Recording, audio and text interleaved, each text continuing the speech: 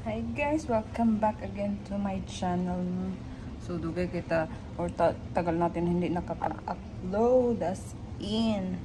Ang dami ko pang i-upload guys for our YouTube channel. And then for today guys, nandito na tayo sa America. And then nagluto ako ngayon ng atsara, papaya atsara. Niluto ko siya sa ano guys, sa suka. Kasi gusto kong mas lutuin kaysa dun yung parang i-ferment siya. So, yan ang style ko ng pagluto ng aking atsara. And it's my first time to cook atsara, guys. So, first day of school ng mga bata. So, kanina, guys, natawa ako pag uwi nila. Kasi, hindi ko sila pinabaonan. And first time nilang mag-aral dito sa US. So, I expect after 2 weeks pa sila maghanap ng baon or magbaon ng rice ba? Or at ng ulam. So, kanina tinanong ko sila, sus, kunti daw. Hindi kaya. Kaya bukas luto. Agahan ang pagising magluto for their baon. Ayan, di nila kinaya guys ang American life sa school.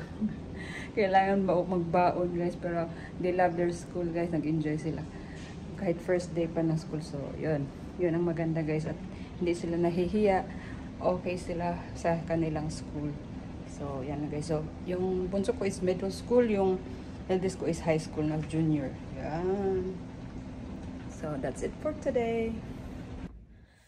So guys, ano yun mga anak? Magbaon na kayo bukas? Yes. Hindi kaya yung walang rice? Yep. Yeah. Konti lang? But okay naman, di ba? Konti lang, hindi kaya. So need rice. Kunti ang sudan. Konti ang sudan? Ulam? Ulam ba? Ano ba? Kayo kukuha or what?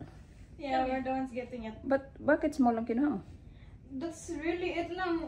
So enough lang for you or what? It's not enough. It's small. It's really small portion. There's 5. Ganihan. Earlier there's like 5. Like it's prepared already? Yeah, prepared already. They're in a plate? So okay. So they will put it and just get the plate na lang? Yeah. Okay. So kulang daw guys, kaya kailangan kong magluto, magbaon sila ng rice bukas starting tomorrow. Akala ko 2 weeks pa, so hindi kinaya. First day today, so tomorrow baon sila ulit. Baon na starting. Pinoy talaga. Asian! So, yan lang guys. Thank you for watching.